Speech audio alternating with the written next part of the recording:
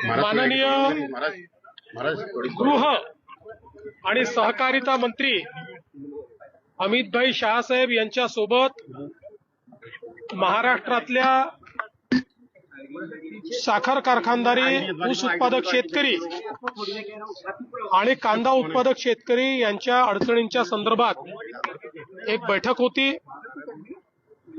केंद्रीय कृषी मंत्री शिवराज सिंग चौहान साहेब आणि केंद्रीय आपूर्ती मंत्री प्रल्हाद जोशी साहेब हे देखील उपस्थित होते। साखरेच्या प्रश्नावर अतिशय सकारात्मक चर्चा झाली आणि विशेषतः जे मुद्दे आम्ही उपस्थित केले, एमएसपी वाढवण्याच्या संदर्भात, इथेनॉलचा कोटा वाढवण्याच्या संदर्भात, ड्युअल प्राइस सिस्टीम तयार करण्याच्या संदर्भात, लोन रिस्ट्रक्चरिंग करण्याच्या संदर्भात आणि इंटरेस्ट सबवेन्शनचे पैसे देण्याच्या संदर्भात या प्रत्येक गोष्टीत अतिशय सकारात्मक अशा प्रकारचा निर्णय माननीय सहकारिता मंत्र्यांनी अमितभाई शहांनी दिला आणि विशेषतः एमएसपी वाढवणं गरजेचं आहे हे त्यांनी मान्य केलं। इथेनॉलचा कोटा हा मोठ्या प्रमाणात वाढवण्याकरता 2 महिन्यात त्या संदर्भातला निर्णय करण्याचं त्यांनी मान्य केलं। इंटरेस्ट सबवेन्शनचे पैसे तात्काळ देण्याचं त्यांनी मान्य केलं। लोन रिस्ट्रक्चरिंगच्या संदर्भात राज्य सरकारच्या सोबत काम करून हे देखील करण्याचं त्यांनी मान्य केलं। ड्युअल प्राइसिंगच्या संदर्भात एक त्यांनी प्रस्ताव मागितलेला आहे, जो आम्ही तयार केला आहे। तो प्रस्ताव आम्ही त्यांना सादर करणार आहोत। तो प्रस्ताव मान्य झाल्यास आपल्या साखर कारखानदारीचे अनेक प्रश्न त्यातनं सुटणार आहेत।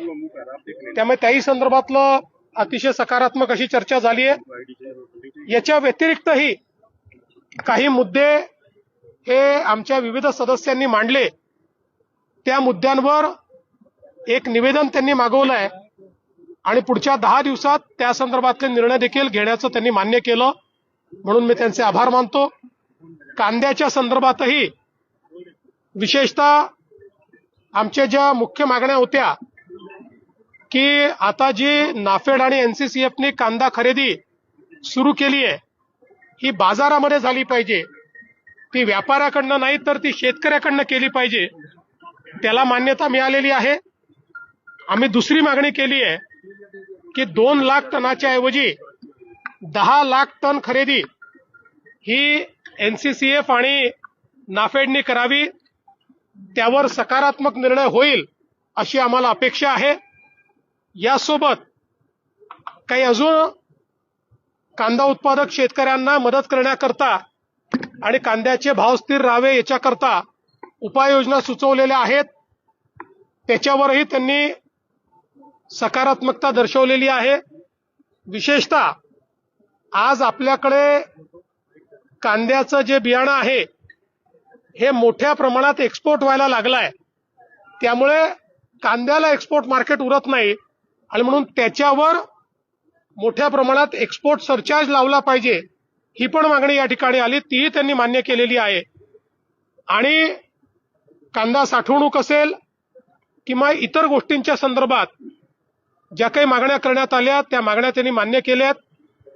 कांद्याचा जो खरेदीचा भाव आहे तो कालच वाढवून 15 रुपये 80 पैसे केलेला आहे, तो अजून कसा वाढवता येईल या संदर्भात देखील मागणी करण्यात आली आहे।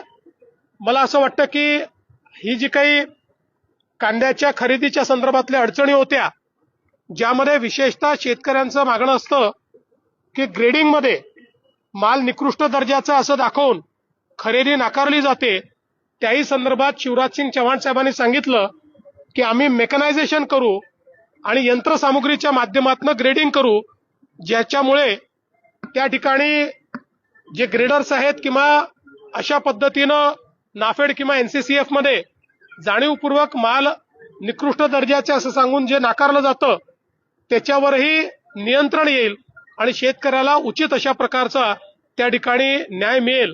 मला असं वाटतं की या दोन्ही मुद्द्यांवर अतिशय सकारात्मक चर्चा झालेली आहे। तिसरी एक चर्चा शिवराज सिंग चौहान साहेबांची मी केली, त्यांना एक निवेदन देखील दिलं आहे.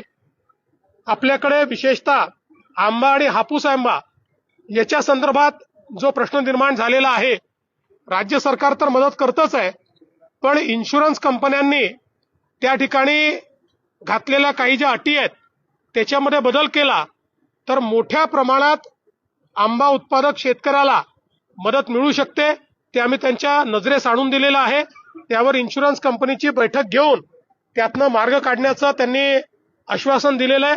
त्यामुळे आंबा उत्पादक शेतकऱ्यालाही त्या ठिकाणी योग्य न्याय देण्याचा प्रयत्न आपण करतो. एकूणच बैठक अतिशय सकारात्मक झालेली आहे. माननीय सहकारिता आणि गृहमंत्री अमितभाई शाह यांनी या संपूर्ण विषयांना न्याय देण्याचा प्रयत्न केला आहे. कांद्याच्या निर्यातीबद्दल काही निर्णय झालाय का? कांद्याच्या निर्यातीवर कोणतीही बंदी नाही, ती घातल्यात येणार नाही आणि कुठल्याही एक्सपोर्टवर जे काही त्या ठिकाणी आपण सरचार्ज लावतो तोही लावण्यात येणार नाही याचं आश्वासन त्यांनी दिलं.